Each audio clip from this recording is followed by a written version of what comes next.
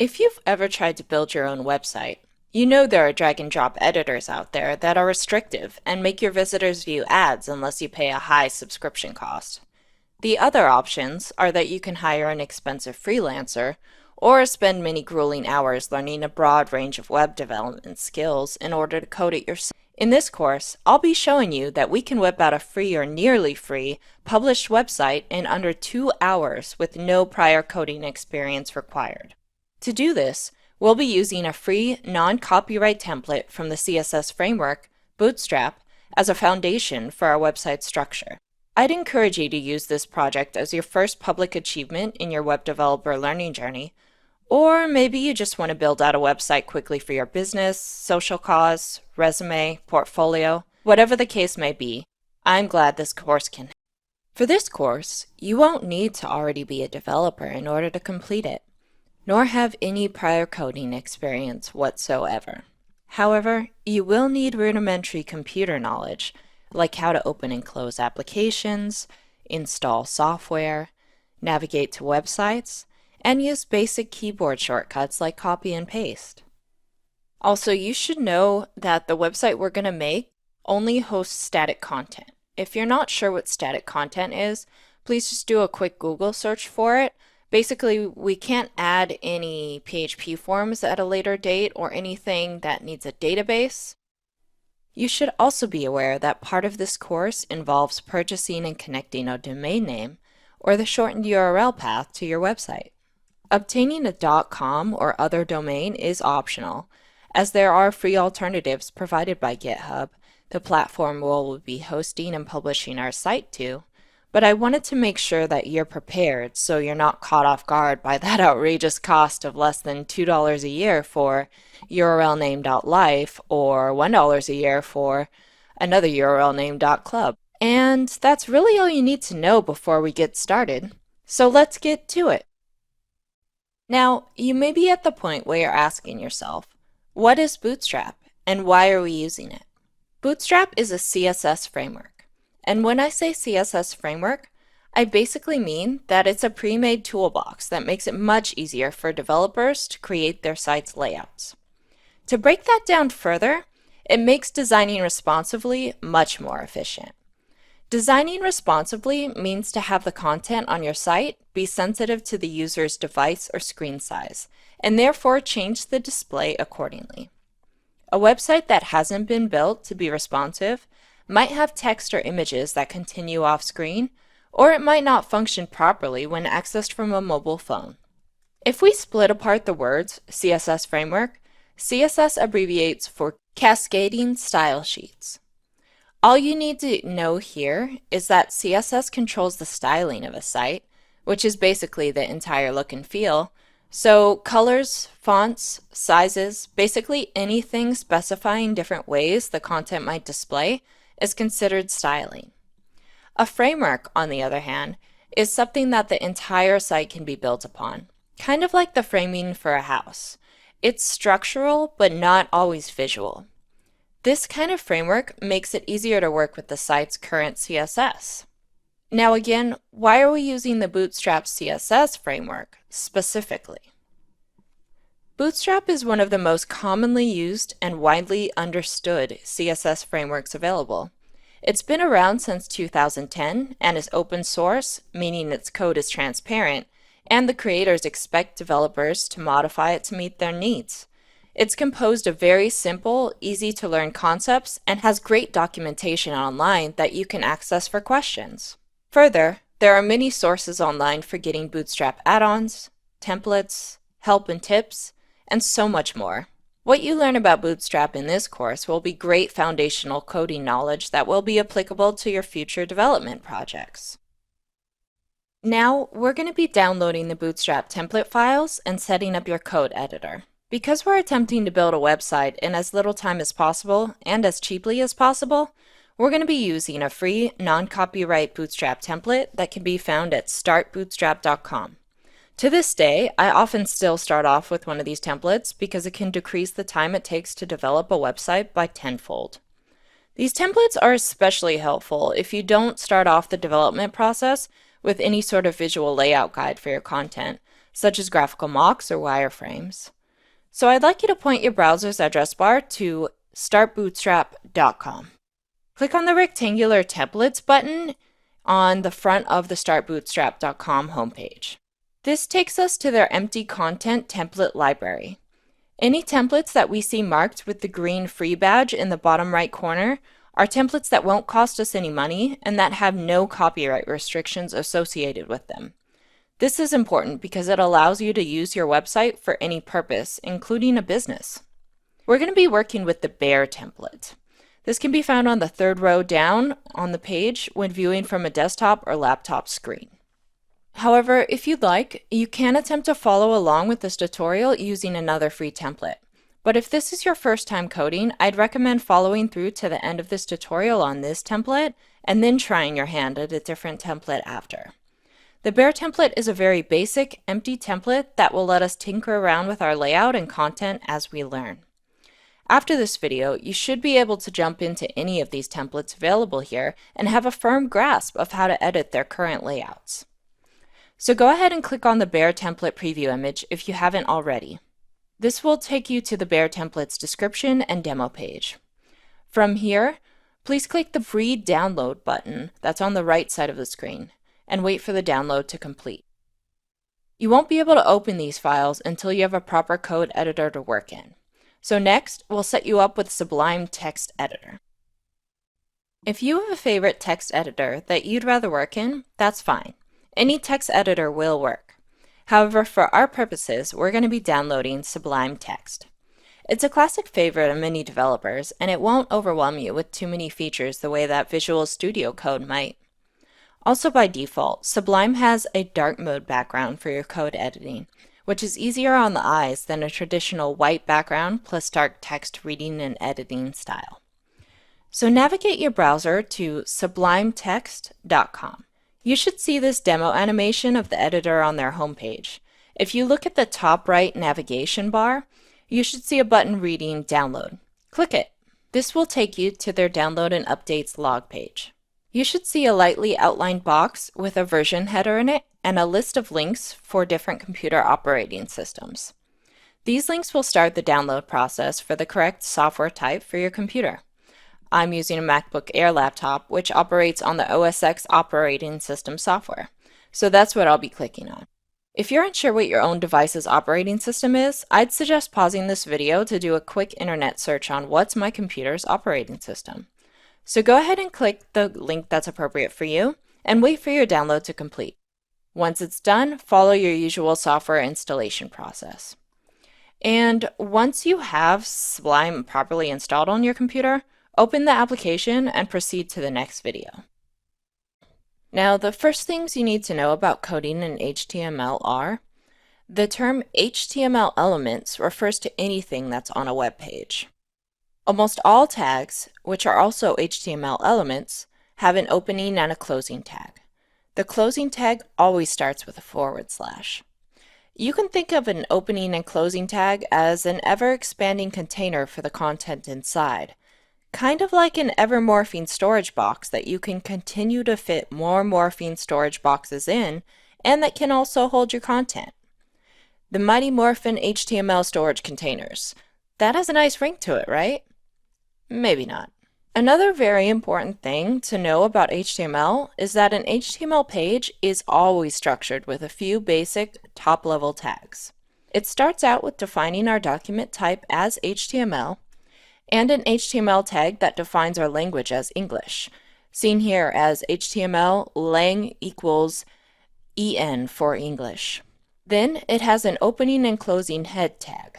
The head is where we tend to put information that isn't necessarily displayed on the page, but is important to reference. Let me explain that a little better by switching back to our Sublime text editor and showing you what it looks like in our document itself. So if we look inside the head area, which is lines 4 through 16, we can see that there's a few tags in there, but the one we want to look at specifically is the title tag. We can see within the title tag, there's the verbiage bear-start bootstrap template. Now, if we go ahead and minimize Sublime and go to a browser window, If you open the index.html page within your browser window, you'll see that the title text that's displayed on the page is not the same as the title text that was within those two title tags on the page. So the verbiage, if you remember, was bare-start bootstrap template, and the verbiage here is a bootstrap for starter template. However, if we look in the top tab of the browser, we do see that verbiage, bare-start bootstrap template. So one more time, title, bare-start bootstrap template. So these title tags are not displaying text on the actual page itself, but it is helping with the page structure in some way. That text is showing somewhere. So if we were to save that page within our bookmarks, this is the default text that would save for that page. Now that we've got that part out of the way, let's continue to look at the rest of the HTML structure of the page. Below the head tags, there are body tags. Within the body tags is where we use other code to structure our layouts and place our content. Below the closing of the body tag is then the closing of the HTML tag. As a newbie, it might be helpful to always add indents to these tags so that it's clear to our eyes which tags are housed inside of which other tags. However, it is also really nice to not have to over-indent code, as it can be frustrating to work in sometimes too, especially on smaller screens. For our purposes, there is one more tag that you need to know about right now, as well as one of its many very important attributes. The div tag is a universal container tag in HTML. Remember how we compared HTML opening and closing tags to a morphing storage container? Well, this is the container tag for a real but more general version of it in HTML. It's the main tag you use for enclosing your content, and you can nest many divs inside of each other. As you become more advanced with HTML, you'll learn about new specialized container tags from HTML5 that are meant to be sensitive to users with disabilities. Examples might include articles, sections, or sides. However, for our purposes, we really only want to focus on this basic div tag, so feel free to ignore everything I just said right there outside of the div tag. The div tags, along with other various element tags in HTML, have a special attribute, also known as a property, that helps classify them and allow for styles to be applied to them. Styles, if you remember from earlier in the video, is code that designates the look and feel of your site and its content. The class attribute allows for us to enter multiple class names separated by a space. It's inserted within the tag, the div tag in our case, and is followed by an equals sign and two quotes. It's within the quotes where we can place any number of class names. This is important for Bootstrap because all of the responsive layout is determined by these class names. You should also know that class names can be used multiple times throughout the document, and there is no limit to the number of elements you can label with the same class. However, if you have specific styles assigned to that class, they may not look the same on every element because not every element is structured the same. So just to show you a quick preview of how powerful Bootstrap classes can be for our layout, I wanted to show you a real-life example. So I went ahead and downloaded a different Bootstrap template altogether, so don't look for this in your current code, but we're just going to play with the layout a little bit. These lines here that I'm highlighting are the lines that use Bootstrap classes. So when we change them, it's going to change the layout altogether. But first, let's look at the layout on the right side of our screen here. If we increase the window screen size, we'll see that the number of elements laying out across the row is different depending on the size. So here it's 2 elements. When it's larger, it's 4 elements. And when it's much smaller, it's just 1 element across that row. Now, if we go to the lines where those Bootstrap classes are, which again I'm highlighting on the screen, and we change some of the numbers here, for example, let's change that first 3 to a 6, and let's do the same for this div element that's below it. So that 3 is going to a 6, and the next number in that line, instead of a 6, let's do, what should we do? Let's do a 4. And same one for the element below it. So let's save that and refresh. And it doesn't look any different on smaller screens, but if we increase the size, these are the elements that we were working with, not those top ones there. Now if we keep increasing the screen size, you'll see that rather than 4 elements splaying across one row, we've got 2 elements there, and one is folding over onto the next line. And again, on that medium-sized screen, we see 2 of the elements, and we're kind of missing an element to fill out that row there. So as you can see, just changing a couple numbers on those Bootstrap classes has a very profound effect on how that displays on our screen.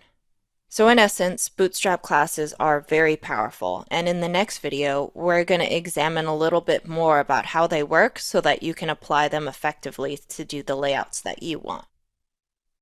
Bootstrap layouts are always done in a 12-column grid system. If you're at all familiar with the concept of rows and columns in a table, such as on a spreadsheet, you might be wondering, wouldn't that mean 12 elements always have to be in one row on a page? Actually, no. In Bootstrap, we can span elements along multiple columns at a time.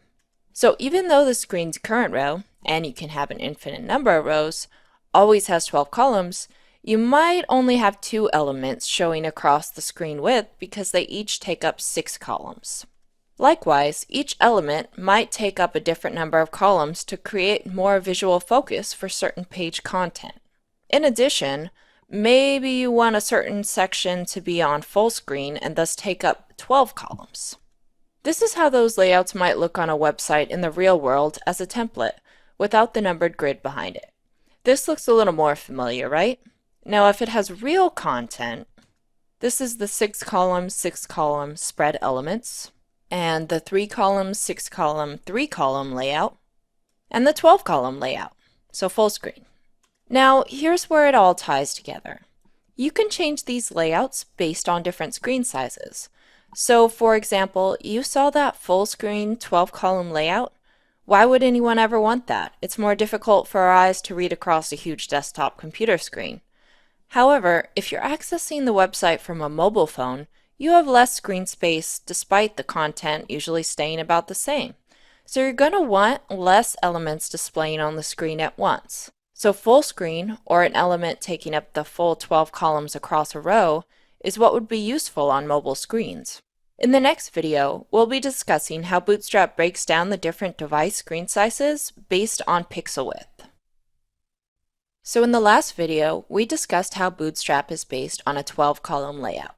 In this video, we'll be discussing how we can change our layout based on different screen sizes. Bootstrap already has device-specific breaking points, or lengths chosen based on pixel width screen sizes for how we can redistribute our website's layout. Your website will automatically detect the user's viewport size or screen size and show the appropriate layout that is defined. When a website does this correctly, the website is known as a responsive website. The main reason that Bootstrap CSS framework was created was to make building responsive web pages more efficient and easy for the developer. Within their documentation, these breaking points are distributed in just 5 categories: extra small, small, medium, large, and extra large. As you saw in the last preview, and as you'll see here, certain devices correspond to different breaking point lengths or ranges. Your vertically held mobile phone is extra small, designated by XS, and it's for screens that are below 576 pixels in width. A horizontally held mobile phone is represented by small, designated by SM, and these screens are between 576 and 767 pixels in width.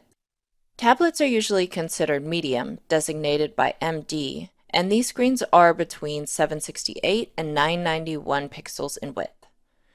Laptops and general computers are considered large screens, designated by LG, and these are between 992 and 1199 pixels in width. Extra wide monitors or larger computer screens are considered extra large, known as XL, and these are above 1200 pixels in width. All of these sizes simplify the pixel width calculations in our layouts so that we as developers don't have to. As we mentioned before, we use these sizes within Bootstrap classes so that we can specify different layouts for each one. The main Bootstrap class syntax, or at least the one we need to know about right now, begins with col dash, then the screen size designations of XS, SM, MD, etc. that we saw in the previous video, followed by a dash, and the number of columns we want this element to span at that screen size designation range. In the example code below, you can see how we'll often want to define more than one of these classes, maybe even one for each breaking point, so that our layout changes and therefore is more legible or digestible on different screen sizes. You might also notice that we have not specified the XL or XS layouts on this div tag. There's a reason for that. Regarding the XL layout, it will automatically inherit the same column span as what is defined for LG. Here, that would be 2 columns. The reason for this is because anytime you specify a breaking point's column span, by default, it applies that layout to all the screen sizes above it. So we could override this by specifying col-xl-1, for example, but we want it to also use the 2 column span, so there's no need here. Now, for the XS, by default, in Bootstrap, XS will take up either the full 12 column row if it's not defined, or it will split the screen with any other element that also has an undefined XS size, if they're wrapped in an element with a row class. Now, to add on to this concept, you should know that by industry standard, the web is meant to be designed for mobile screen sizes first. So XS and SM from the previous slides. There are many reasons for this, but the simplest explanation is that it's just easier to fit content properly in a simple, small screen and then expand up than it is to take that same content and try to compress it down to a smaller screen after you've already had it laid across a larger screen. So now, because of this general rule of thumb, we don't even need to specify XS in our class syntax when specifying the column span. This is the Bootstrap 4 official documentation where it goes over this in more detail. You can see in the table column where it says extra small, it specifies the class prefix as col dash. Our class syntax would be col dash number of columns spanned, so col dash 12 in this case. Let's see this in action. So I added 4 border diffs into our bare template just to show you this concept a little further. This is not something you need to follow along with, but just watch on the screen with me. I only defined the layouts for medium and large screen sizes here on line 61. So right now, when the window is extra small and small, it's automatically displaying each element full screen or 12 columns by default. That's the behavior we do expect based on what we just learned. Now, if we expand the window to an extra large size, you'll see that it still spans all 4 elements across the row, same as it does for large screen sizes. Again, this is the behavior we expect. Now, there's one more thing you may have noticed in my code here.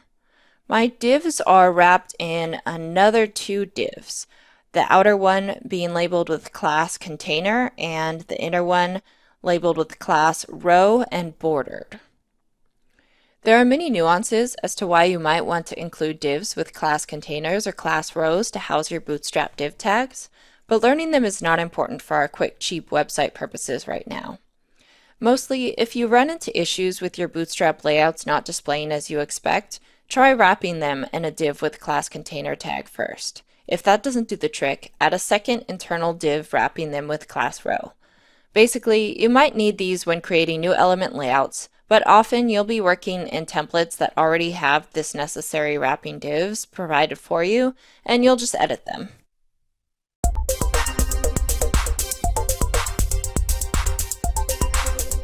Now let's move on to a coding challenge to test your understanding of how Bootstrap classes are implemented. This challenge shouldn't take you more than 10 to 15 minutes. And, as there often is with coding, there may be more than one way to solve the problem. So your code doesn't have to match mine exactly, as long as we have the same result when we preview the page in a browser. So in your exercise files for Chapter 2, create a div with the class container. Inside that div, create another div with the class row. Now inside that div, add 4 more div elements that use Bootstrap classes to meet the following website layout requirements. On Portrait View mobile devices, which if you remember is the col-XS or omit that XS for col dash, on this size, each element takes up the entire screen width. On Landscape View and mobile devices and tablets, which this would be col-sm and col-md, each element takes up half of the screen width. On laptop screens, which this would probably be col-lg if we're following that same upward pattern here with Bootstrap classes, the first element takes up 1/4 of the screen's width, while the second and third elements take up 3/4 of the screen's width. The fourth element should fit on the same row as the third element. So that requirement might take a little bit more thought, but once you start coding it, it'll make sense to you.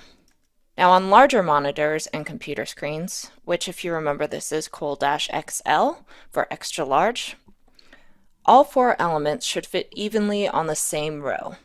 Now remember that if your layouts are not working the way you expect, make sure you've got a single div wrapping all 4 of these divs with the class container, as well as a div inside of that div with the class of row. Feel free to pause this video if you need to, so you can view this slide as you work. Good luck!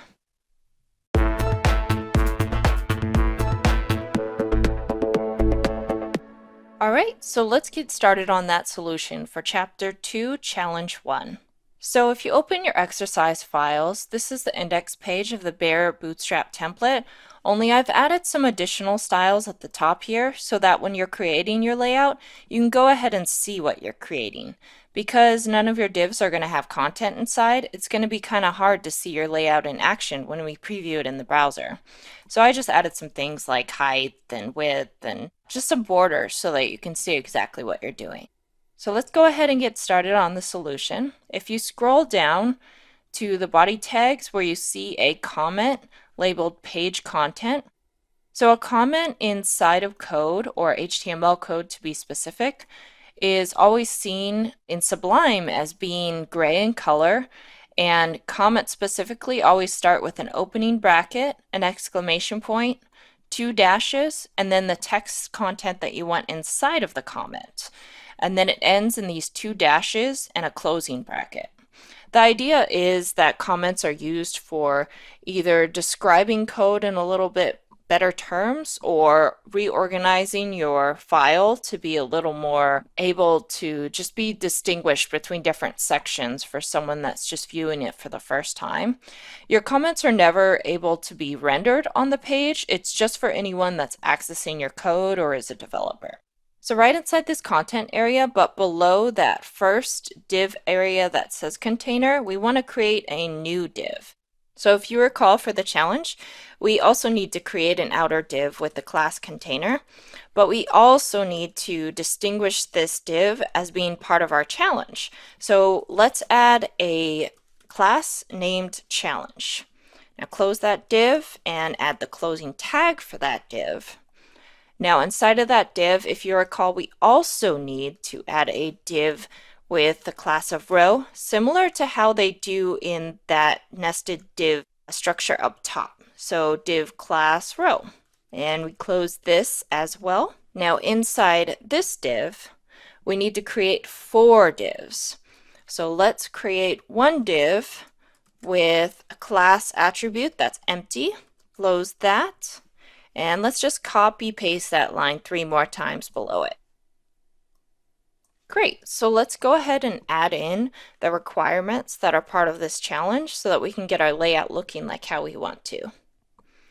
So the first requirement is on portrait view mobile devices, each element takes up the entire screen width. So if you remember what portrait view mobile devices are, that's the col-XS, but again, col-XS is the default mobile view, so we don't actually need to define it as XS. Also, col-12, which is what we'd use here, is not necessarily needing to be specified because that is the default size for the smallest element when not defined.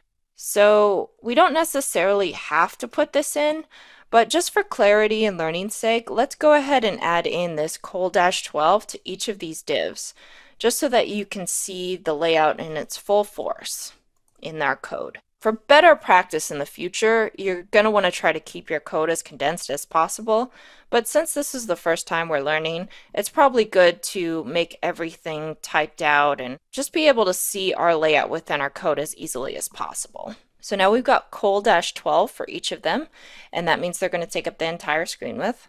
So let's move on to our next requirement. On landscape view mobile devices and tablets, each element takes up half of the screen width.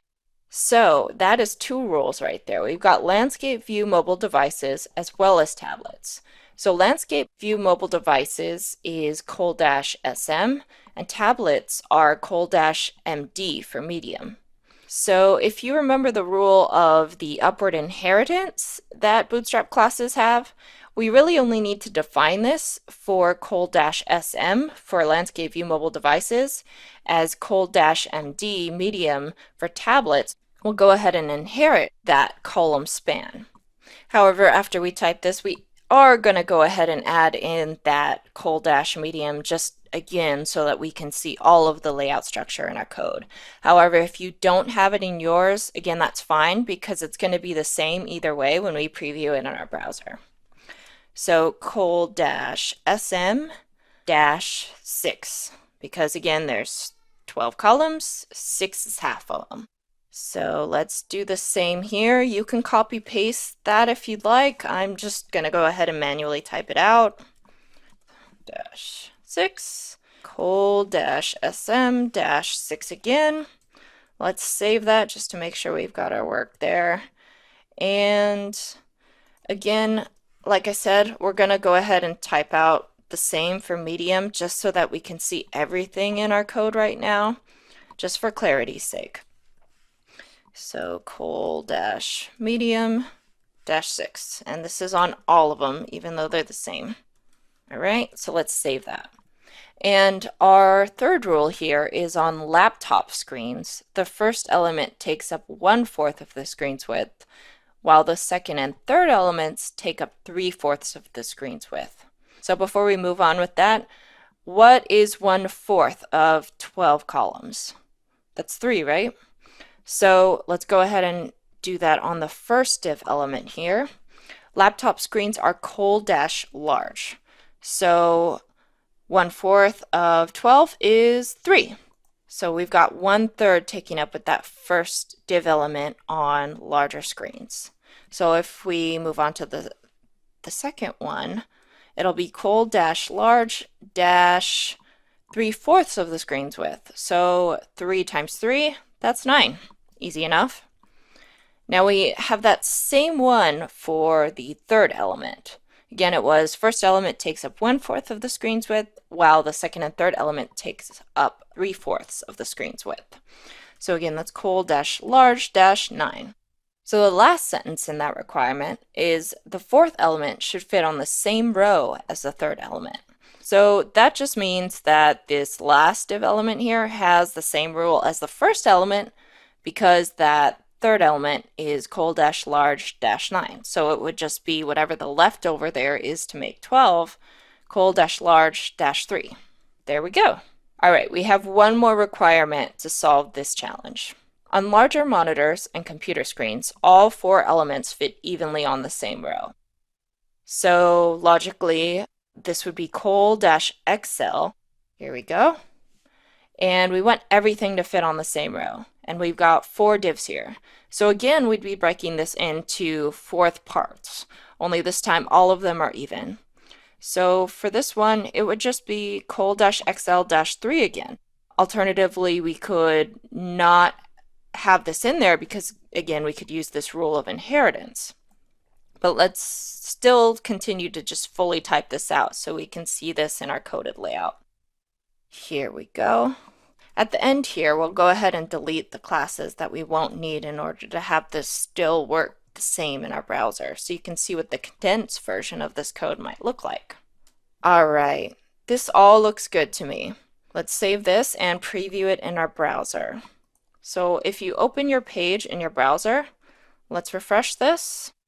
And we have our browser open to the size of XL right now. So we do have all 4 div elements spreading across evenly on one row. Now if we decrease the size of this browser, watch what happens. Now we've got that first element taking up just 1/4 of the row, second element taking up 3/4 of that row. Then the other two elements spread onto a new row, and the third element takes up 3/4 of the row again, and the last element sits on that same row with it, which is exactly what we wanted in that third requirement for this challenge. Now if we decrease the size of this browser a little bit more, this will be tablet size. We've got each of the elements taking up 1/2 of a row. Now decrease it a little bit more. That should remain for a while until we get it very small. There we go. Now each of the elements take up a full row by themselves.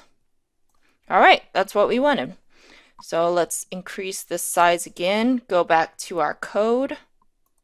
Now what we want to do is just practice taking out the unnecessary Bootstrap class attributes. So for example, this col-12, that's the default if the col-xs is not defined. I keep calling it col-xs just for clarity in my mind. If this col-whatever, the smallest size, is not defined, it's just going to default to col-12. So we can take that out for every single one of them. So here we go. We take it out for that first one, second one, third one, fourth one. Now if we save, let's just make sure this is still functioning the way we expect in the browser. So let's refresh and close it to the smallest size. Whoop, look at that. They're all taking up the full width of the smallest size. Perfect. Let's go back to Sublime. All right. So now the next one that we want to take out, moving up, is this col-medium-6. Again, it's going to take this col-small-6 and just inherit that col span up. So we can delete that for all of them. All right. Save and refresh in your browser. All right. Oh, look at that. We're on medium size and they're taking up 1/2 of the screen width. Perfect. That's still looking like how we'd expect. Go back to your code.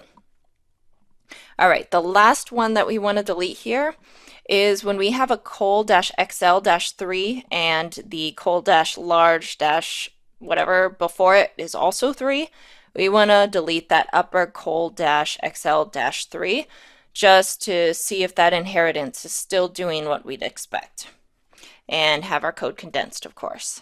So save when you've deleted it from that first and last div element, and then refresh in your browser. All right. Yeah, I'm still seeing it taking up 3. Now let's just double check the large size too. That's exactly what we saw before, and it's exactly what we expect. Perfect. Well, if you're ready, let's go ahead and move on to Chapter 3. Now that you've learned how to change your website's layout to be responsive using Bootstrap classes, it's time to move on to your website's basic content. If you already know the essentials of HTML coding, like links, images, lists, and buttons, feel free to move on to the third video in this chapter, where we'll discuss adding basic styles to the page. Now, we've already gone over the HTML page structure in Chapter 1, but for a quick review, let's start at the top of our index.html file. We've got the doc type declaration, the HTML opening tag, as well as the head tag for less visible content. Then we've got our body tag, where we put most of the main page content that we'll be able to view in our browser here. Then, of course, at the end of the file, we have the closing tags, in this case, the body and the HTML tag. Now, the first new set of tags that I want to teach you about are the header tags. Header tags are used for page titles, subtitles, article headers, etc. They're designated by H1, H2, H3, H4, H5, and H6. H6 is meant to represent the lowest hierarchy of all the headers, while H1, of course, is the highest hierarchy of all the headers. It's important to use approximately the right headers for your titling purposes. Eventually, this can affect your website's search engine ranking. Also, on a less important note, different headers have different font sizes, but these can be overridden in your CSS styles code, which is something that we'll discuss a little bit later. So if we jump back to our code here in the index.html file, if you jump to line 62 of our index.html file, I actually added back some of the original text from the bare Bootstrap template that I had previously taken out in order to show you some of the div layout nuances here. So on line 62, we have an h1 tag, and inside the h1 tag is the exact text that's showing us the title of our page, a Bootstrap 4 starter template, as we saw before. Now, if we were to put in an h6 as a title somewhere on this page, it would probably be as maybe a subtitle to an image, or perhaps we're going to put an article in that's less important than most of the other page's content. The next tag I'd like to move on to is the p tag. The p tag represents the paragraph tag. A paragraph tag is used when you have a bunch of text that you want to be on its own line, and as you might guess, that usually involves a paragraph in and of itself, not just a one sentence type of thing. In contrast, a span tag is a tag that we'd use if we just wanted some inline text. Really, a span tag can be considered a catch-all tag, and it shows any text that you have in there inline. Also, one more thing I want to show you here. Sublime automatically will close your tags for you if you type this opening or your less than sign and then a slash. It just automatically detects the nearest opening tag and then creates that closing tag for it. So that can quicken up our coding in this program. So here I've added some span text, and now if we save and refresh our browser preview on the right, you can see that this exact text, which I capitalized so that we can see it a little bit better, it shows inline with our paragraph text. So when would you want to use a span tag versus a paragraph tag? Well, like we saw, paragraph tags are good for separating similar type text onto a new line, while span tags are more of a catch-all and can be used to wrap any text whatsoever. So you might want to use maybe a span tag to wrap a few words that you want to apply a color or style to. In that case, we'd add a class here. So span class equals maybe red border. Right now we don't have a class for red border with a style applied, but we could easily just take this same class kind of that we have here, put red border, then apply a kind of style class, which again, we haven't gone over this yet, but if we apply this, we can see that this easily applies the style just to the span text that we have. See here, we've got this red border surrounding just that span text.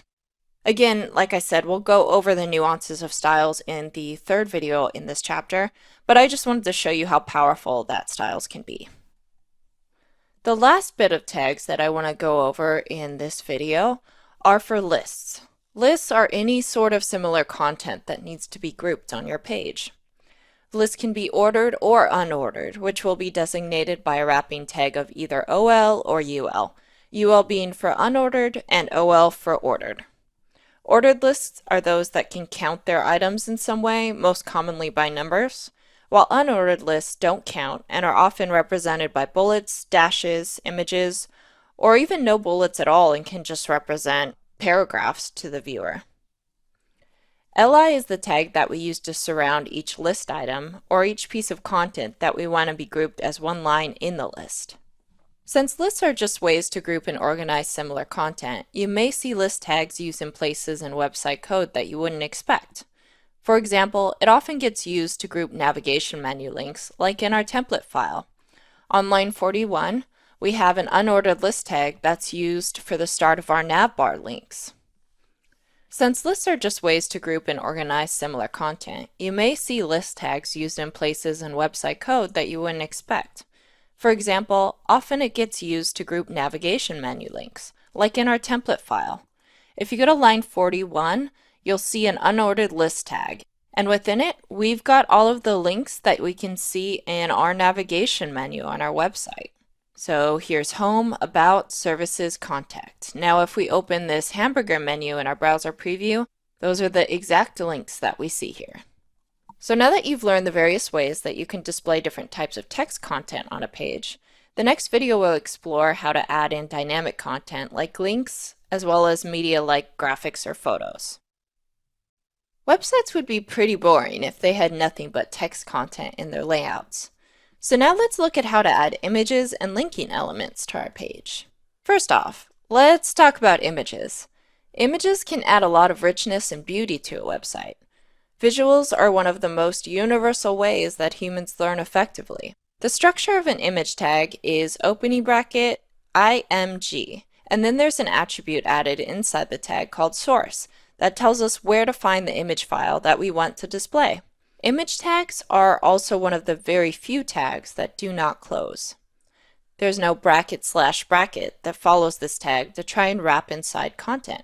The idea behind this is that once you're displaying an image, there's no space to put any other content inside. Images can't ever act as containers for more content. As stated before, inside the source attribute, you'll always place the folder path for the image that you want to display. If you want to display an image file that's located up one folder in your folder structure rather than inside your current folder or your current folder's nested folders, you'll have to preface your image file path with 2 dots and a /. This points it up one folder. This is a visual of where these files would be located inside a real folder structure. One more thing that's important to know about displaying images, or really any file in HTML, is that you do have to use the full file name, which includes the type of image file in the suffix. So in this case, it would be a JPEG file, but there are many other types of image files besides JPEGs. Now that you've learned about images, I want to move on to discussing links. Links are widely used and are the primary way that visitors will move throughout the pages and content of your site. Link tags are also known as A or ref tags when speaking about their structure literally, since they require an opening and closing A tag with an attribute of ref. Ref acts similarly to the source attribute of an image tag in that it requires a file path to point the user to. This file path is where the user will be taken to if they click the link text. Also, the same ... rules apply here if you need to move up a folder in your folder structure. And if this wasn't mentioned before, but with both image source and ref attributes, you don't necessarily have to point the user to the website's local files. You can alternatively point them to a website's file URL path. So if you want to make a link that takes the user to Google, you can put http://google.com in the ref attribute area, and you'd be golden. These are also known as external links, since they point your user outside your website's content. You don't have to only use text to link to other content. You can also use images as links. You'd simply place an image tag inside of an opening and closing ref tag, so then when a visitor clicks on that image tag, it will take them to the specified file path or external link. Now, why you'd want to have a fish picture link to Google, I don't know, but you could, and that's the point. So if we jump back to our code, on my line 36, which won't match necessarily your index.html line 36, because I have some styles added up here, we have an href tag. It's our first href tag that we'll see on this page. And inside the href tag is Start Bootstrap. And on our page, we can see that here. However, if we click it, it doesn't bring us anywhere. And that's because right now, the ref attribute only has a hashtag inside of its 2 quotation marks. However, if we replace that hashtag with, let's see, http://linkedinlearning.com, let's save and refresh and see what happens. We get taken straight to the LinkedIn Learning website. So now that you've completed these past 2 videos, you should have a pretty firm grasp on how to insert text content as well as images and links to your website. In the next video, we'll dive into how to customize the look and feel of your site. So changing things like colors, fonts, spacing, all of that, we'll address in the next video. Now that we've dug into the basics of HTML and your website content, we're going to take a look at another code base altogether, CSS, which we can use to define the look and feel of your site. CSS is also referred to as the styles that are applied to a website. If we were to compare your website to a magazine, your website's content, HTML elements, and pages would relate directly to the magazine's articles, images, and physical pages. The CSS styles would translate to the type of fonts and sizing the magazine might use, the layout of information on each page, the color schemes used throughout the pages, the sizing of the images, etc. For our purposes, we're only going to discuss inline styles, but you should know that most developers define their CSS styles in a different file. If you decide to add additional content to your website, I'd encourage you to learn how to reference and write external CSS for your HTML web pages. Inline styles are styles that can be defined right inside the style of an attribute in the tag. You can also use the same CSS that you would in an external style sheet, but it only ever applies to the element it's attached to. One beautiful thing about CSS styles is that they're incredibly easy to look up. They're widely used, and there's so many styling options that they're easily forgotten. Therefore, there are a lot of resources for finding the correct one that you need. Generally, when I want to find a CSS style rule, I'll just Google CSS plus whatever thing I'm trying to do. So for example, if we want to make some text maybe larger font, let's just search for that. CSS large font. It looks like we'll need to use the font size property. But before we jump to that, I just want to talk about this first link that popped up. W3 Schools is a really reliable source that you can use throughout your web developer journey to kind of learn a little bit more about HTML and CSS tags. It's just a really great wealth of knowledge for information on these topics and has almost every link that you can dream of referenced here. So if we click on that, we'll see the font size property. And it looks like the syntax is exactly font-size, and we can reference it in different ways, whether it's pixel length or pixel width, whether we just call it large, or if we reference it by a percentage of the size that it actually is now. For our purposes, let's see how this font size of 150 comes out. So if we just go ahead and copy that, go back to the code here, and then we see on at least my line 67 more paragraphs, and inside the paragraph tag itself, let's insert a style attribute by typing style equals and then 2 quotations. Within the quotations, go ahead and paste that rule of font-size : 150%, and then do a command save for save or control save on a PC, and then go over to your browser preview window and refresh. For me, I do a command R to refresh. And now you'll see that more paragraphs text got a lot bigger. So now it's even bigger than the paragraph text that was above it. And if you recall before, when we didn't have that style attribute in there, it was actually smaller than the text above it. Interesting, right? So let's add that back in, make it large again. Let's take this a little further and find a few more style attributes and go ahead and insert them in these divs below, maybe giving them different border colors. So CSS border color. CSS border color property, again at W3 Schools. So first we see this border dash color coral. Let's copy that rule. Go back to our windows here with the index.html file in our Sublime text editor. I'm going to extend our browser window just a little bit. Now these are the divs with the blue border that I had prior. I didn't add those blue borders in through inline styles. I instead added them in a different way completely that we're not going to go over in this video. But if you want to learn a little bit more about that, you can explore the other CSS videos that are available on LinkedIn Learning. So again, let's add these style attributes. So style equals inside that div tag with quotation marks, and then I'm doing a command V for paste. And we've got that border dash color coral. And if we save that and refresh the browser preview, that border color changed to coral.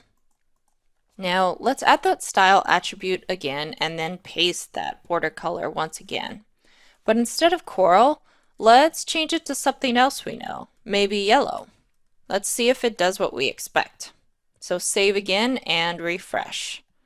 It did in fact change that border color to yellow. So sometimes some of the rules can just be inferred by what we already know about colors and sizes. Not everything necessarily has to be looked up. We can sometimes just guess. So let's add that style attribute again to that third div there and paste in that rule. Now let's change coral to green this time. Now save, refresh, and now we've got that border color showing as green. Now one more time, just for good measure, because repetition is great for learning things. Let's do that style attribute, then border color, and this time let's change it to pink. Save, refresh. And we've got pink at the bottom there. It's a little light, a little harder to see, but it's definitely not the blue border that it was before. Cool.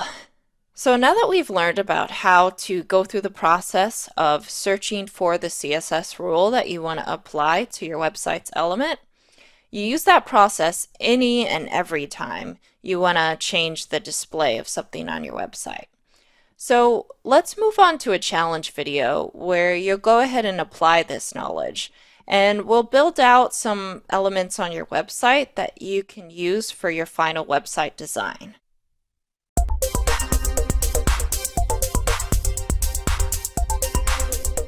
Okay, so now that you've learned all of that, it was a lot. Let's move on to another coding challenge. In this challenge, we'll be developing all of our website's content. In Chapter 4, we'll be uploading the same content to GitHub's hosting site. For practice, we're going to center this website around an imaginary veterinarian clinic called Wisdom Pet Meds. But after this challenge, if you decide you want to play with the content a little bit more to suit your needs before we upload it to GitHub, that's perfectly fine too. This challenge might take you up to a half hour to 45 minutes to complete. Please make sure to download and open the exercise files before beginning the challenge. So use the layout in the exercise files to logically plug in the additional elements and assets provided. These can be found in your images folder as well as the pets-content.txt file. Use inline styles to match the specifications noted in the text file. And remember that you can always use a search engine to find styles or tags that you're not sure about. Also, just like the last challenge, there are many ways to complete this challenge successfully, so don't stress if your solution doesn't look exactly like mine in the end. However, let me show you a preview of what the final site could look like.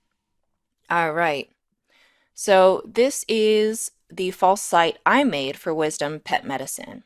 You'll have all of the same images and text content, but you might lay it out a little differently than I do. That's totally up to you. So down below there are some reviews, and they're just put in a similar layout that we played with earlier using the Bootstrap classes, where we've got 4 on the large screen, and as we decrease the size, they span more columns, thus taking up more of the screen width. And as we go to mobile, it takes up the full screen width. All right. So let's get started on that challenge.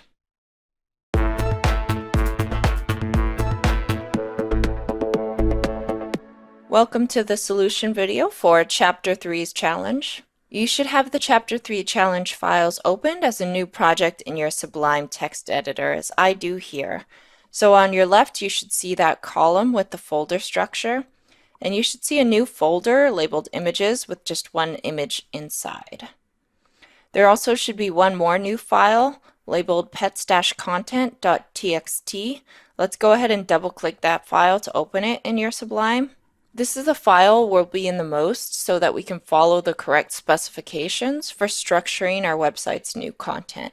I know this file isn't very pretty to look at, and in fact might be a little bit intimidating since it's so text heavy. But it's good to get comfortable looking at files like this because you'll encounter a lot of them if you continue on in your web developer journey. The majority of developer documentation is text-based, not image or video-based. So let's get started with the first item in this file. So item 1 reads, add an inline style attribute to our page's body tag that gives the page a background color of DF, which is a light gray in hexadecimal code. So they gave us a hint here. The rule that we'll need is background-color. So let's find our page's body tag. So if you go back to your index.html file and scroll down, it looks like we've got our body tag on line 25. So within that opening body tag, type style equals, and then 2 quotations, and inside the quotations, do background dash color, colon, and then hashtag or pound sign, whatever you want to call it, DF. And now let's save that and see how that looks in our browser. So I minimized Sublime and went to my browser, and I have the page already open in here, but I'm just going to hit a refresh, and it looks like it did in fact give our page's background a light gray color. Perfect, that's what we wanted. So let's go back to Sublime, and if we go back to our pets-content.txt file, I'm going to go ahead and just delete number 1 because we completed it. And I just don't want to see it anymore because it's too confusing having to navigate down all this text. At least it is for me. So if we're done with it, just get rid of it. Or at least that's what I'm going to do. All right, so if we go on to 2, replace the Bootstrap template's H1 tag with the content Wisdom Pet Medicine. So let's copy that text content, Wisdom Pet Medicine. And if we scroll down here past the navigation and we see the area that says page content, let's find that H1 tag. So that H1 tag is in fact on line 59. Now within the H1 tag, this is the text we want to replace. So I'm just going to do a Command V and then save, which for me is a Command S. It would be Control S on Windows. And now let's see how that looks in our browser. Refresh, and it looks like it did in fact replace that text with Wisdom Pet Medicine. That's what we expected. Now if we go back to Sublime, go back to our pets-content.txt file, delete 2a. Now add a style attribute to that H1 tag. Within that style attribute, add color hash. I'm not going to read out that hash. We can just copy this rule. It looks like it's going to change our text to a khaki color.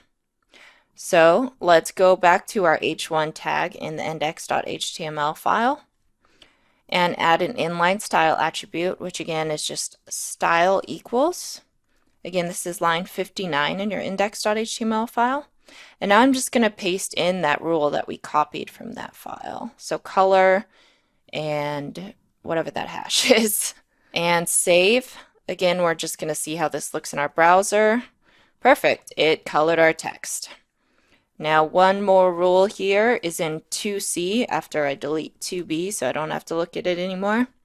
Bold this header text by either adding an additional tag around the text content or by adding a new rule within the style attribute.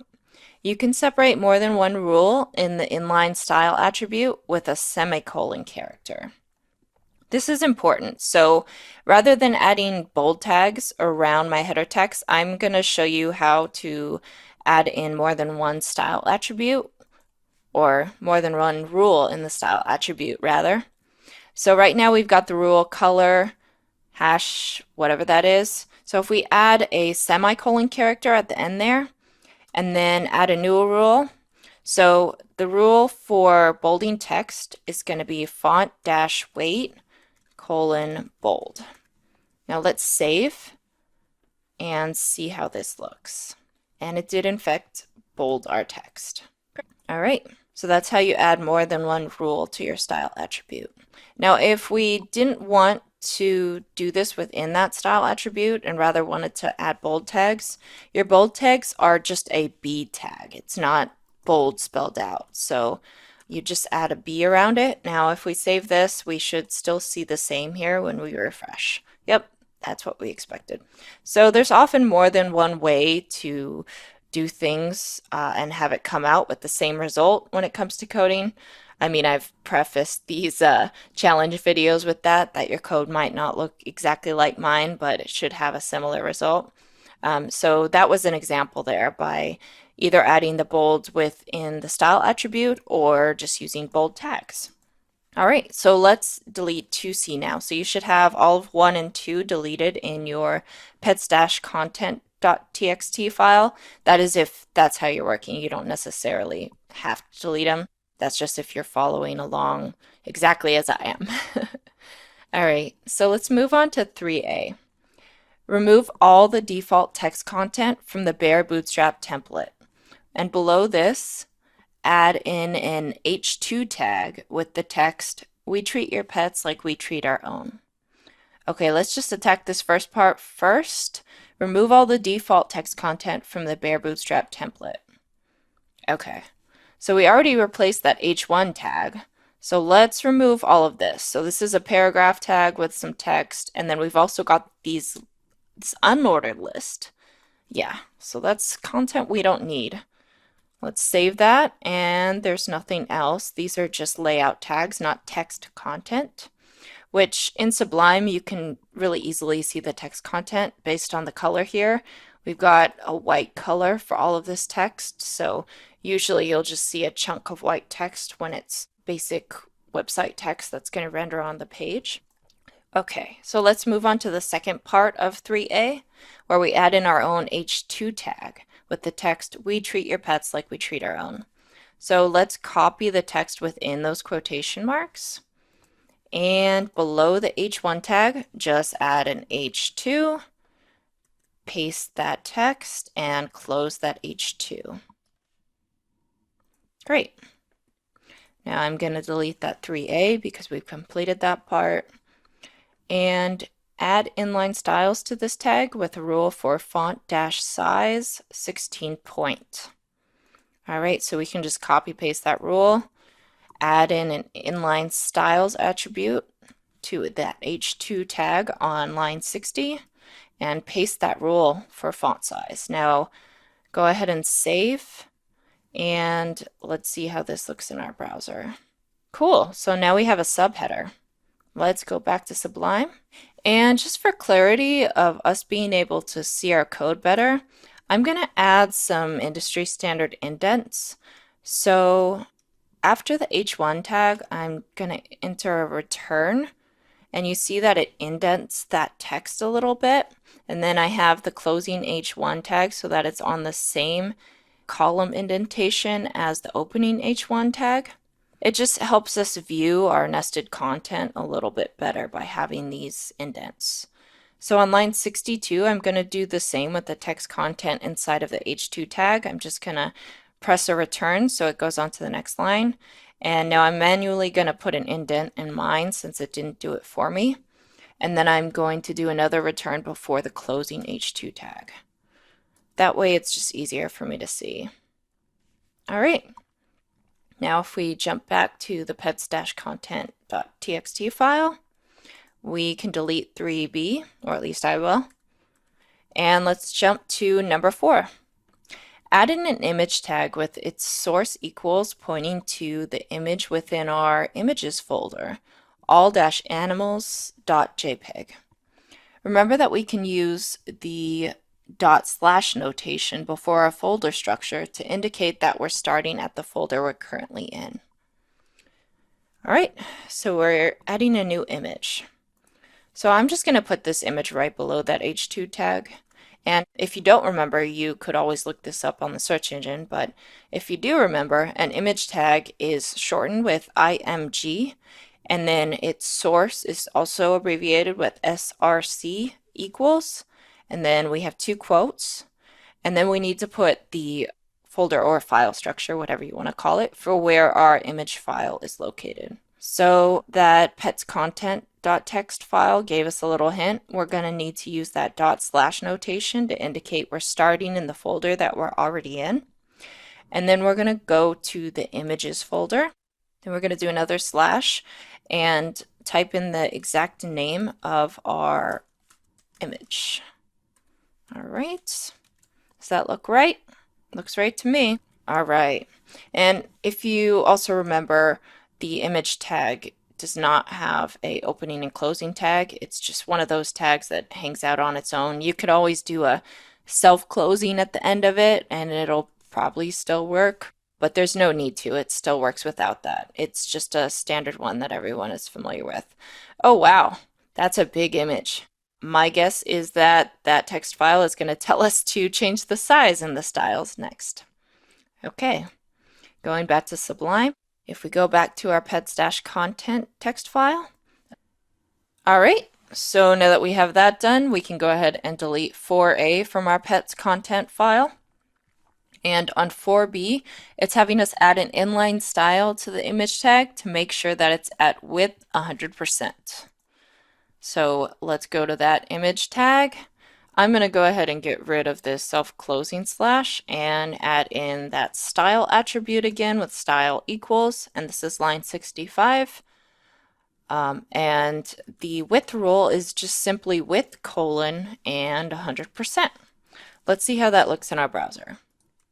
Cool, so now it's only taking up 100% of the div that it's housed in.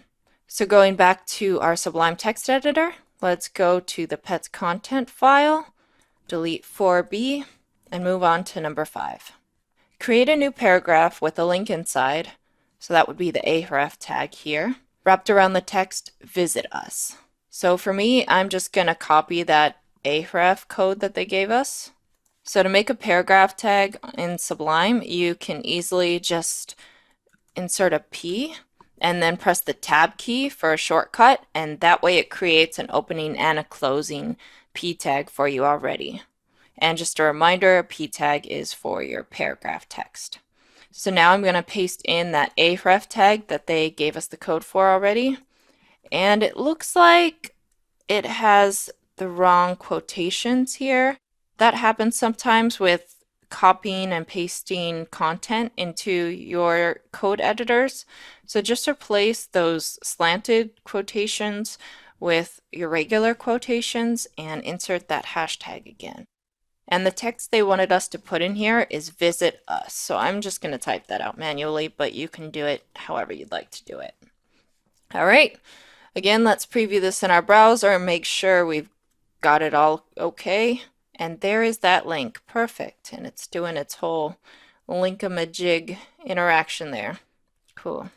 Now go back to our pets content file, delete 5a, go to 5b, align this text center via inline styles, as well as the rules padding top 30 pixels and color 777. Okay, so let's just add these rules into the inline styles first, and then we'll add a new rule for the text center.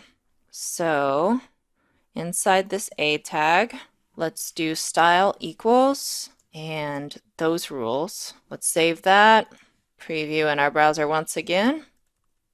Cool, that works. And now our pets content file told us to center this text, but it looks to me like it's already centered. However, I'm not seeing that 30 pixels padding applied. That should give us more space up here.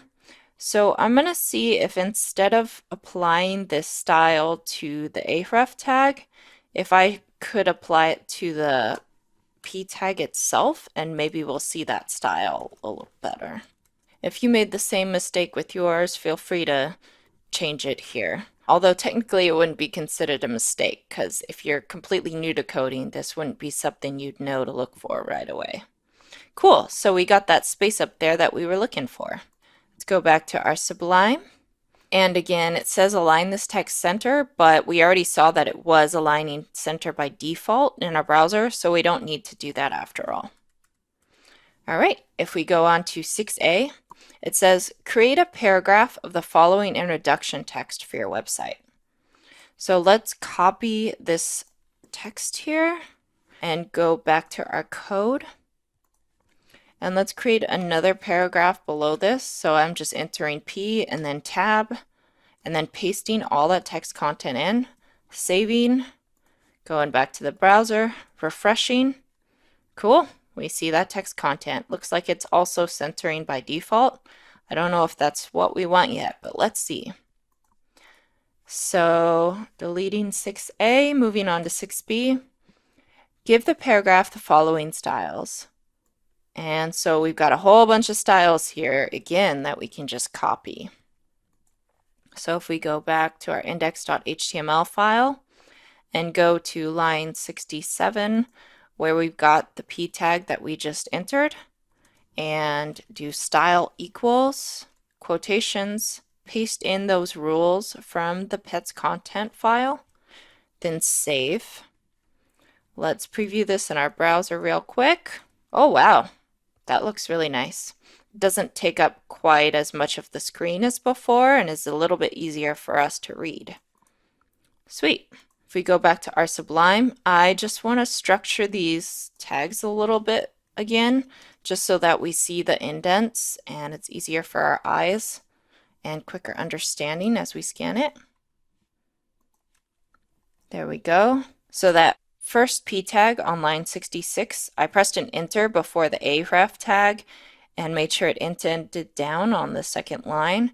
Then I also pressed a return before the visit us text so that it's now on line 68.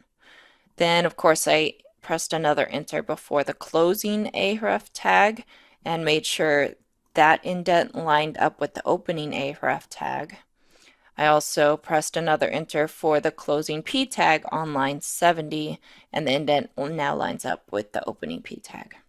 Now if we move on to line 71, let's do the same with the text inside of the p tag so that it's on its own line and indented.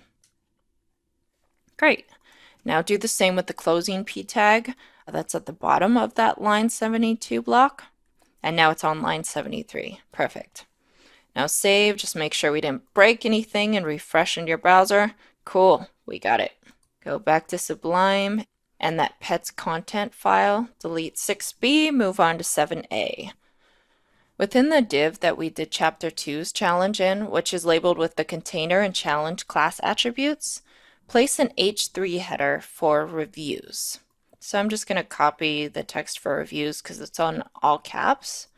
And if we go back to our index.html file and scroll down, we see there's another set of nested divs. This is the one that we worked in our chapter 2 challenge, and we can see the classes container and challenge.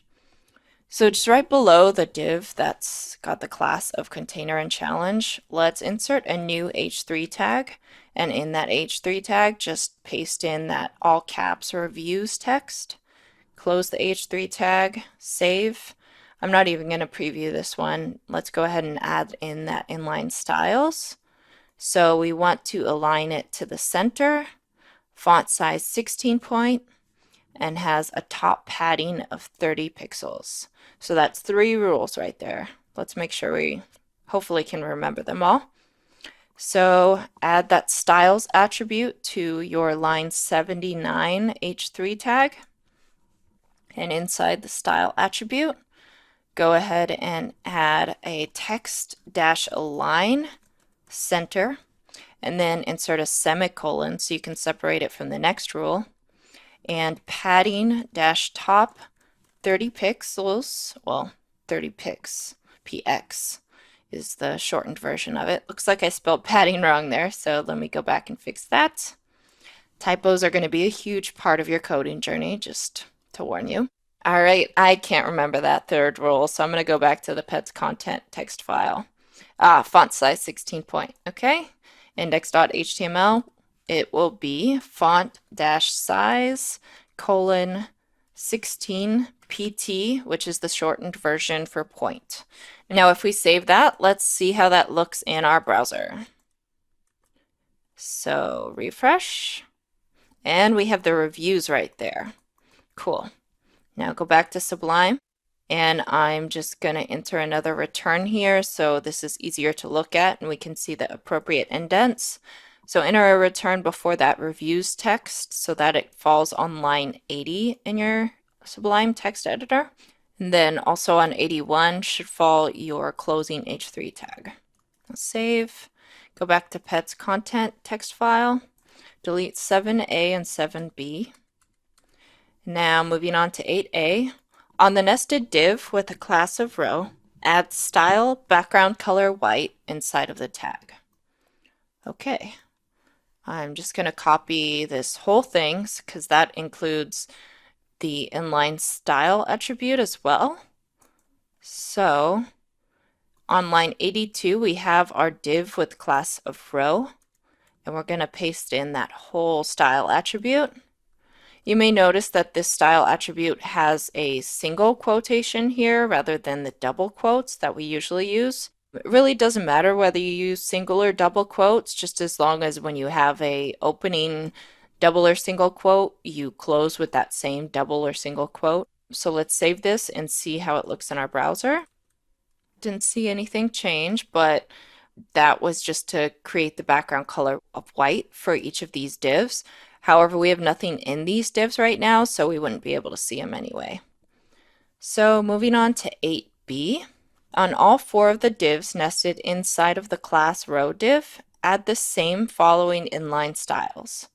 So I'm just going to copy all of these rules. It looks like it's just adding some thick gray borders and also adding background colors to each of them along with some padding.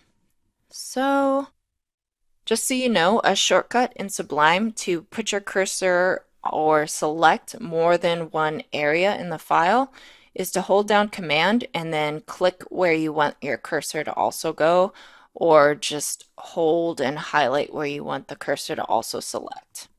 So I went down on lines 83 through 86 and put my cursor after the class attributes. Now I'm adding in a new style attribute to each of those lines and pasting in the rules that were in the pets content file that I copied. Cool. So now save, and we still don't have content in there, so we have nothing to preview, so we don't need to refresh this in our browser yet. I'm telling myself that just as much as I'm telling you because I almost forgot. All right. So 9a is add the below text content into each of the 4 divs as specified. So first, before I do that, I'm just going to add some returns in here again so that we've got some space inside of our div and we can easier see the nested content we're going to be putting inside. Cool. So let's save that. And so 9b, the first line of each div's text content should be a bolded H6 header, while each separated text block should be a paragraph. Okay, well, let's grab all this content that we need for div number 1 and copy that, move back to index.html, and now I'm on line 84, which is our first div that we need to place this content in. Do a Command V or Control V on Windows. Make sure all of our content is indented where we want, just because that makes it easier to work with. So if you recall, it said that we needed to have our first line of text always be surrounded with an H6 tag, and that H6 tag also needs to be bolded. So I'm just going to add a B tag to also bold this text, and then I'm going to close both those tags. And then this text content here needs to be in a P tag for paragraphs. And I'm going to close that P tag and also make sure that the text inside is indented onto its own nested line. Now I'm moving on to the next paragraph and adding that P tag again, entering a return before that text, and then closing the P tag on line 92 in my file. So now I'm saving and just going to see how this content looks in the browser. So if we refresh, we can now see that we have all 4 of those divs in our layout and that we have the text content in that first div. So let's just do the same with all of the text content in these divs and see if we can finish this challenge. So here I am adding the bold tags again and the H6 tags again, and adding the paragraph tags again for each of the following paragraphs in the second div, and indenting the text inside of those paragraph tags just to make it more clear in our code. Cool. Now let's do that with div 3 as well. That's cool. And indent this text. H6, B. Cool, just one more div left. Caring for Roxy, the grape-loving dog. Poor Roxy. All right, H6, bold tag. Close those tags. Paragraph tag. Enter to return the text to the next line and nest it. P tag. Closing P tag. All right. So now we've got all of the content in our 4 divs. Now if we save that and refresh it here, your content should look like this. If you're missing any bold tags or H6 tags, it might not look exactly like this. Or if you forgot to separate any of the other text blocks into their own paragraphs, it might not look exactly the same, but should be similar. So now if we go ahead and decrease the size of the window, we can see that everything is arranging responsively. So it's readable, looks pretty good, at least to my eye. Yeah, we're good to go. We have successfully completed the solution for Chapter 3's challenge.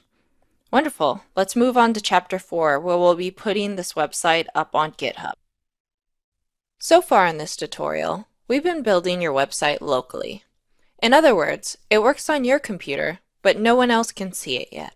So how do we allow others to see what you've built? First, we have to put your files up onto a hosting site. Hosting sites will store your local website files online for you. Then, we connect those files to a domain name.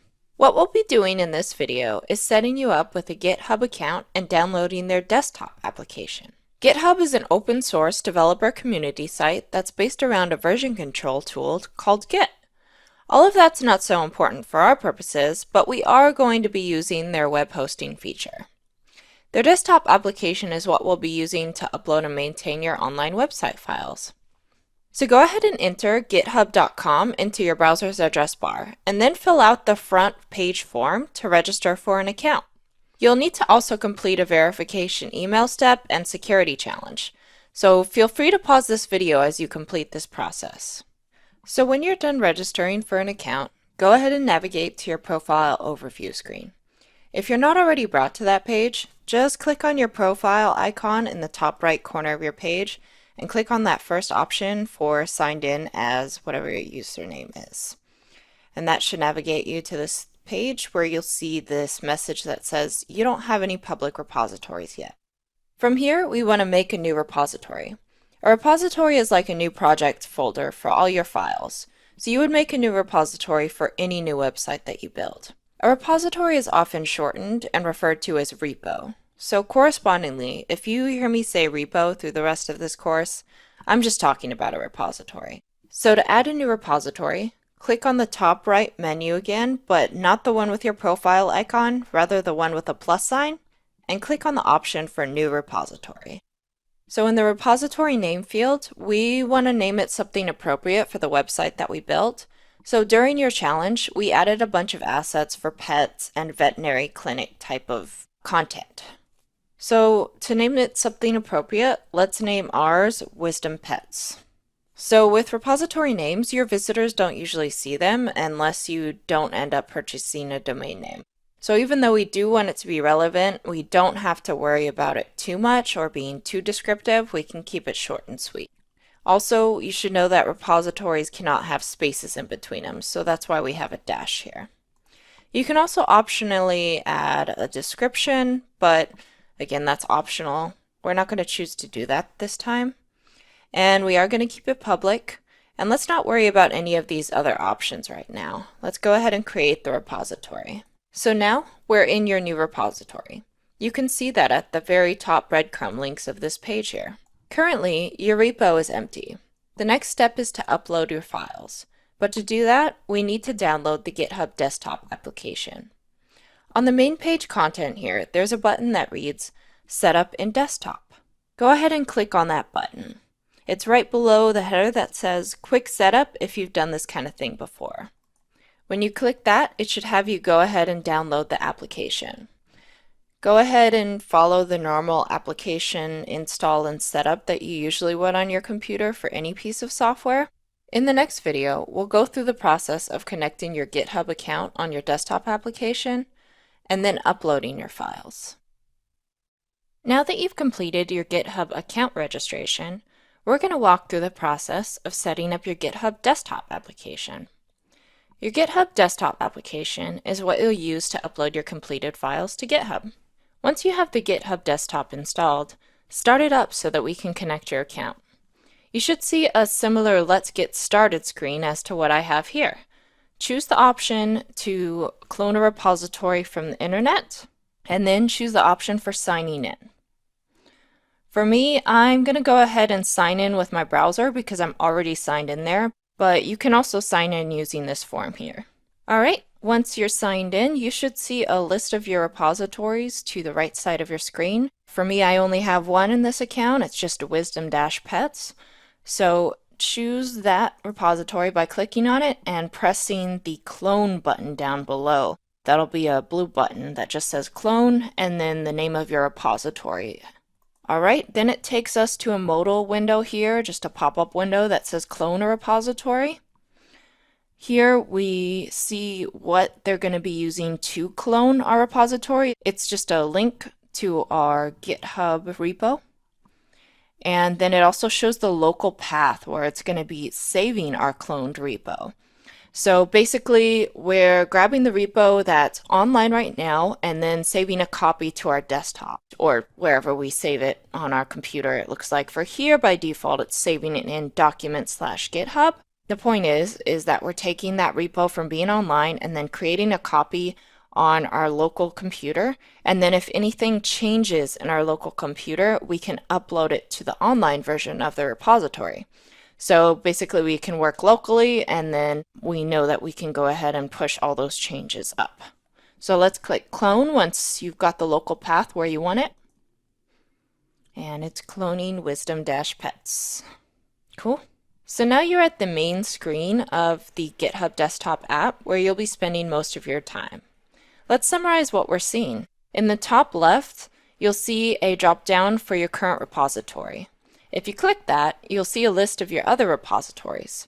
Right now, I only have one on my account, so we can't really choose any others, but in the future, as you add more repos to your GitHub, you'll see a huge list there to choose from. The next drop-down to the right of that is for branching. Branching is not something we'll explore in this course, so you should only ever see yourself on the master branch here until you've learned more about this in your developer journey. The button to the right of those options is what we'll either see for fetch or push. If it shows fetch, that's not something you need to worry about for our purposes. Otherwise, this button will only ever show push when we're ready to deploy our website's code and have also first committed our work. Committing, as you can see represented by the button at the bottom left of your app, is when you're ready to group your changed files and push them one step closer to being public. We can commit more files while they are there, or bring them back a step if we don't want to commit them just yet.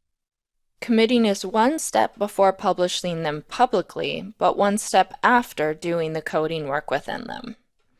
I won't get into the details behind this add, commit, and push process as it's out of the scope of this class, but if you'd like to learn more, I'd recommend the Git Essential Training course on LinkedIn Learning. Just know that this is the process we'll always be using to upload our files to GitHub.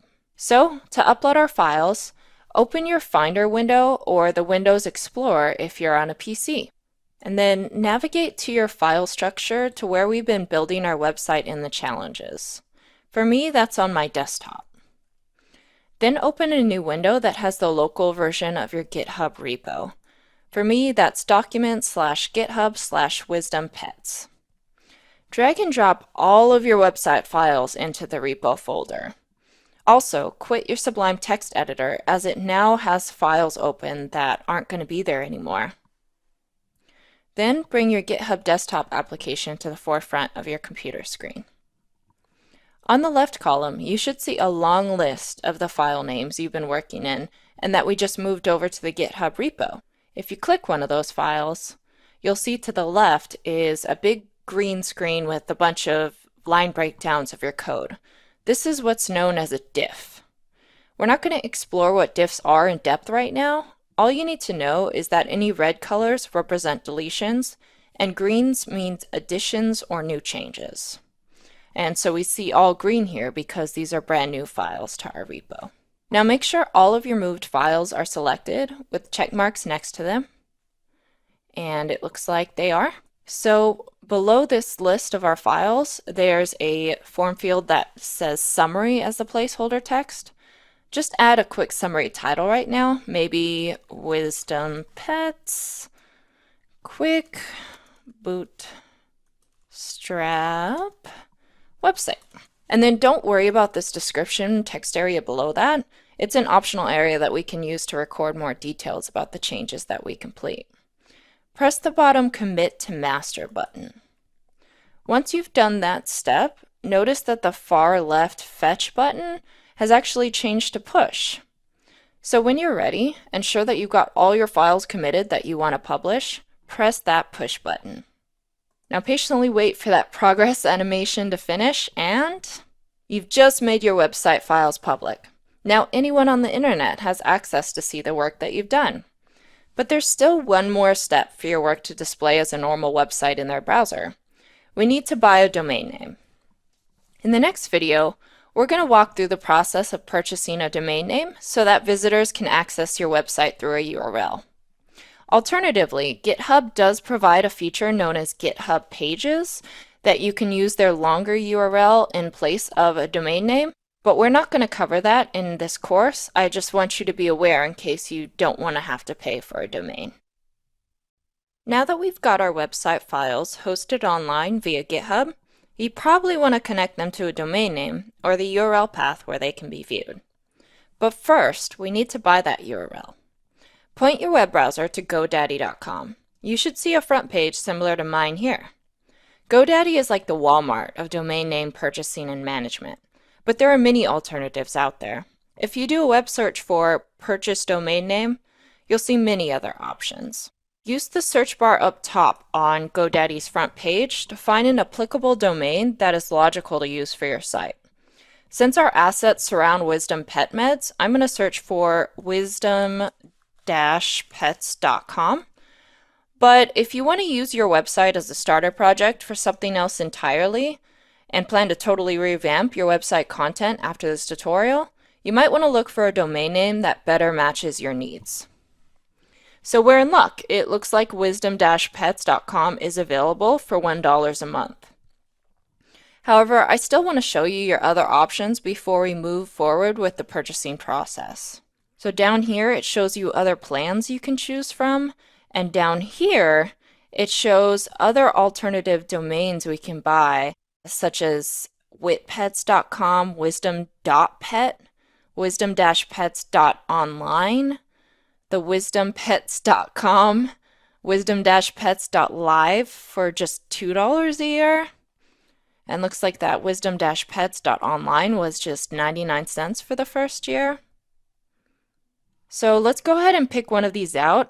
For me, I always tend to aim for the cheapest option possible, but it kind of depends what the purposes of your website is for and what kind of image you want to give off. Obviously, we don't want to go for this $2,800 one, but maybe you do. It all depends on your purposes. All right, so I'm actually going to scroll back up and go for that wisdom-pets.online one. So I'm just going to press this button to the right of that domain to add it to our cart. All right. And if we change this from 2 years to 1 year, looks like we've still got that price of 99 cents going in there. Now continue to cart, and it's going to show you a bunch of ads and things like that for other things you can add to your plan. For our purposes, or at least my purposes, I'm going to say no thanks to everything else and just get the very, very basic domain name package that they offer. Again, instead of 2 years, I'm going to change this drop down to just 1 year. And then with that, it goes back to the original 99 cents price that we saw originally. It's important to always do that step because they will try to default you to a more expensive plan.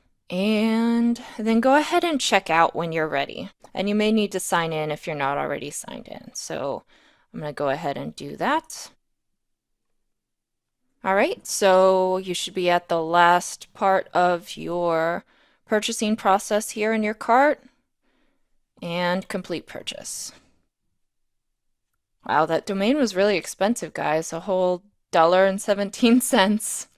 So in the next video, now that you've purchased your domain, however you chose to do it, I hope not that $2,800 one that we saw earlier, we can go ahead and in the next video, we're going to be changing some settings in both of your GitHub and GoDaddy manager accounts so that we can connect this URL you purchased with your website files. So then someone can go to that URL and see everything that you've created so far. See you in the next video. So now that you've purchased your domain name and have uploaded your website files to a public hosting site, you'll need to sync the two so that visitors can visit your website via your URL. The first step is to go to the GitHub website and open your repo. So I'm going to my left column here and clicking on my repository. In the top right of the repo content area, click on the button that reads Add File and then select Create New File. So add file right here next to that green code button and create new file. In the top form field with the placeholder text where it says name your file, go ahead and type CNAME. So that's C as in cat, N as in name, A as in apple, M as in Melanie, and E as in Edward. Just CNAME in all caps. There's no file extension, like no .txt or .html or anything after it. It's just always going to be CNAME. This is the file where we're going to be putting our URL path to, and it makes it so that GitHub searches for that URL. So within the actual file editable area, type in your domain name exactly as it is. So ours was wisdom-pets.online. We don't need to put http:// in front of it or anything like that. And then scroll down where it has you do your commit message. So adding CNAME file is what I'll do for my commit message.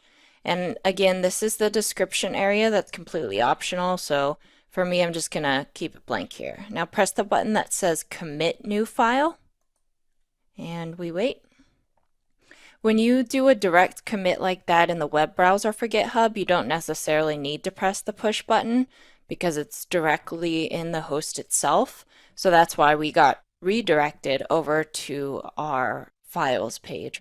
Okay, now that we have that CNAME file created, let's go to our GoDaddy.com website, which is our domain manager, and go ahead and edit the DNS settings in here so that it points our URL over to our GitHub repo.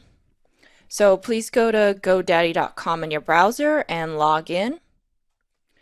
And once you're logged in, it should bring you to a My Products page. Right now we're not at that My Products page, so I'm just going to go to the top menu here and click on the My Products from the menu. And if we scroll down to our domains, all right, so on this domain screen here, I have a few domains associated with my account, but the one we want to look at is over here to the right, and it's that wisdom-pets.online, and I'm going to click on Manage My Domain. All right, so let's scroll down on the domain settings, and Manage DNS, that's what we want. So the DNS records table is where we want to be to change the settings that we need in order to point our domain to our GitHub repo. So the first DNS records that we need to change is this A column up here. Yours might have a value of parked, but right now mine does have an IP address, but it needs to have a different IP address in it. So let's change whatever you have in your points to field of that first A DNS records to 185 dot, or period, whatever you want to call it, 199.108.153. What this is doing is pointing the domain to one of GitHub's servers over HTTPS. We're going to be adding a few more of these IPs that are owned by GitHub, but this is the first one. So save. In the next row, with CNAME as the type and www as the value for the name column, let's go ahead and change this value as well. Let's have this point to our username.github.io. So for me, that's sample new user.github.io. And then we can save that. And now we just need to add some rows for those additional IP addresses that we need to add for GitHub. So the new row that I'm going to add using the bottom add button in the right corner, we're going to select the type to be A, just like that first row there. And then the host is going to be another one of these @ symbols. And then in the points to, we're going to put an IP of 185.199.109.153. All right, go ahead and save your new A row. Let's repeat that process for one more row. So the host is going to be another @ symbol, and points to is going to be 185.199.110 and 153 with periods between each of those. So let me repeat that one more time. 185.199.110.153. Now save that. We're going to add one more row here. So type is A, host is @ symbol, and points to is 185.199.111 and 153. And scroll down and press save. All right. So we've got all of our DNS records set up. What we can do now is actually test to see if our domain URL is connecting with our GitHub files. Sometimes this can take a little while, but we're going to go ahead and see if it's working now. So I already have wisdom-pets.online typed into my browser here. I'm just going to refresh and see if it's connected yet. And no, it is not. So I am going to come back in maybe 10 minutes and see if it's ready yet. All right, so our website still isn't publishing because I forgot one very important step. It's a little newer to GitHub, and it has to do with the GitHub Pages feature. So to go ahead and edit that feature, let's go to your repo settings. So inside your actual repo page here, you should see the breadcrumbs similar to mine where you're in your repo. Go to the settings in your top row here. It should be at the end of the row with the little cog icon. And then inside the settings, you should be on that front options panel area. Scroll all the way to the bottom and then scroll up a little bit past the danger zone. You should see the area for GitHub Pages. So I already have it set up, but what you want to do is change your GitHub Pages settings to be enabled, and then you want them to pull from the branch master because that's the branch that we push to. So change it to branch master, and then this option here with the folder icon, make sure that it's set at root, not the docs option. And then click save. Don't worry about this theme chooser option here. That's not something we are going to fool with at all. Then in this custom domain area, it should automatically pull in your custom domain from your CNAME file, but if it doesn't, feel free to just type it in there manually and press save. Then down at the bottom here, you may or may not see an enabled option for enforce HTTPS. For me, I saw it available and I checked it, and then I was able to go here and started in a new browser, and it worked just fine. Part of the process did require waiting, and what can shorten that waiting time is you can go to your domain manager and possibly change some of these TTL settings for those IP addresses to be a half hour rather than an hour. I think that should solve it. What TTL stands for is time to live. So shortening the time it takes for it to go ahead and point to that IP address makes it so that we're able to see our web page a lot quicker. All right, well, I hope that makes sense. You've now got your web page live.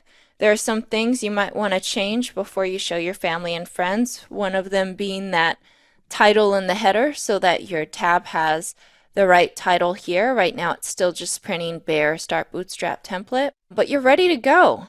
I hope making this website was a good start for you, and I look forward to seeing what you make next in your development journey.